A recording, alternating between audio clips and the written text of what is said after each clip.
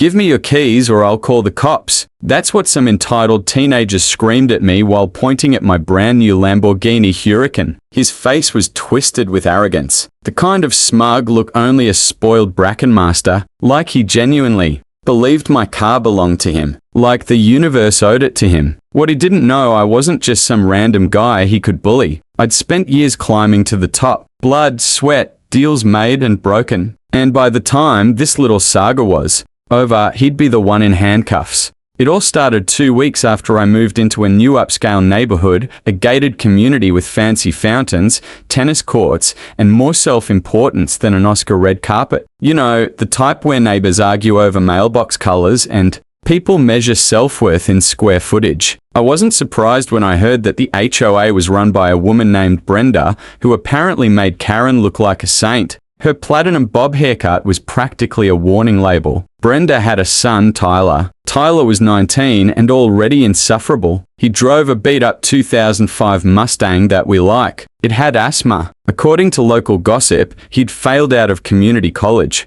But Brenda still acted like he was the second coming of Steve Jobs. The first time he saw my Lambo, I was just returning from a weekend trip to the coast. I remember the exact moment he was on his lawn, half-heartedly mowing when I rolled by. He dropped his jaw and the mower. The next day, it began. I had just parked in my own driveway, legally within HOA guidelines, when Tyler stomped up the sidewalk like an angry mall cop. "You can't park that here," he snapped, pointing furiously. I raised an eyebrow. "It's my driveway. It's an eyesore. My mum says no flashy cars are allowed. They disturb the neighborhood aesthetic." I actually laughed. "Yeah, show me the rule." He turned red. "Don't mock me. Just move it or I'll take it myself." That's when he reached toward the key still in my hand. Big mistake. I pulled them away instantly. "Touch my car again and you'll regret it." His smirk told me he didn't take the threat seriously. "You're a nobody. My mum runs this place. You'll be gone by the end of the month." And that's when I decided to let this play out.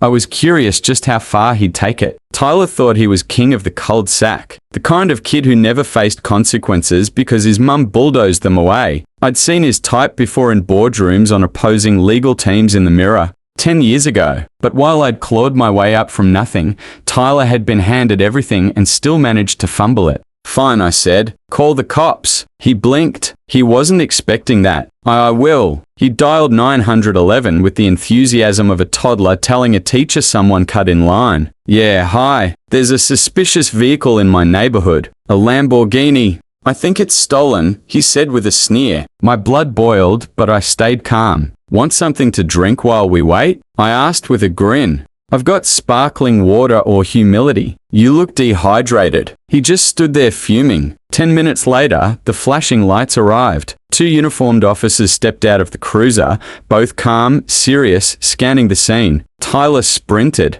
over like a kid delivering a school project. "That's him," he pointed. "He stole that car." I saw him pull in. I walked over casually, pulling out my wallet. "Good afternoon, officers. Here's my license, registration, and proof of insurance." One of the officers, Martinez, I'd later learn, took my documents and stepped away to run them through the system. The other stayed back with Tyler, who kept spouting nonsense. "Seriously, there's no way a guy like him owns that car. He just moved in. How do we even know who he is?" The officer gave me a nod as he returned. "Everything checks out. This Lamborghini is registered to Mr. Carter at this address." Tyler's mouth flapped open like a broken hinge. "No way. He's lying. You must have made a mistake." I took a slow step forward. "Actually, officer, I'd like to press charges." The second officer raised an eyebrow. "On what grounds?" I smiled. "Attempted theft, threatening behavior, and filing a false police report." Tyler laughed nervously. "You can't do that. My mum is about to get a very interesting call."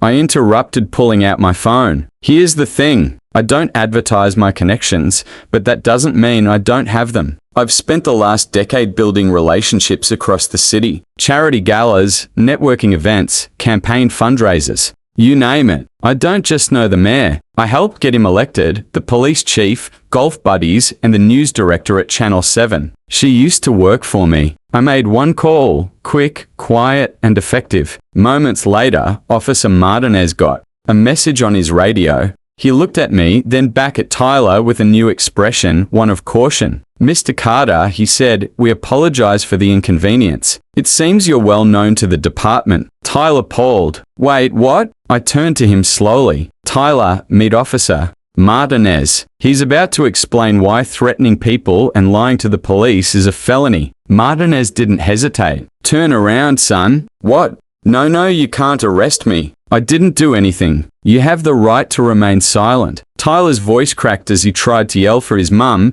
but it was too late. Brenda showed up at the station an hour later in a fury, demanding my arrest, screaming about neighborhood values, threatening lawsuits. She left in tears. The story hit the news the next day. HOA president's son arrested after harassing neighbor over Lamborghini. Photos of Tyler in handcuffs. A blurry image of me looking calm beside the police cruiser. A statement from the HOA. Board distancing themselves from Brenda's personal misconduct. It was glorious. Brenda was voted out as HOA president. Within a week, the board held an emergency meeting and elected a mild-mannered retired dentist named Harold instead. Harold sent me a muffin basket. Blueberry. As for Tyler, he got charged with filing a false report and attempted vehicle theft. Not prison time. He wasn't that dumb, but a hefty fine, community service, and a permanent mark on his record. I occasionally see him around the neighborhood wearing a hoodie and avoiding eye contact. His Mustang disappeared. Rumor is Brenda sold it to pay legal fees. I didn't press everything I could have. I'm not a cruel man, but I made sure he learned. Weeks later, I took my Lambo out for a cruise on a sunny Saturday. Tyler was walking his mum's Pomeranian, looking like he'd rather be anywhere else. I gave him a friendly wave. He looked away. As I rolled past the neighborhood fountain, a group of kids pointed at the Lambo with wide eyes. "Whoa, cool car." I gave them a little rev. They cheered. One asked what I did for a living. I leaned out the window. "I mind my business," I said, "and I don't steal from people." Don't mess with a man's car, especially when you have no idea who he really is. Some people wear power and a badge or a uniform. Others, they just keep it under the hood. Thanks for listening to our story. If you enjoyed it, don't forget to hit that subscribe button for more real-life stories that inspire, entertain, and sometimes make you and cheer out loud.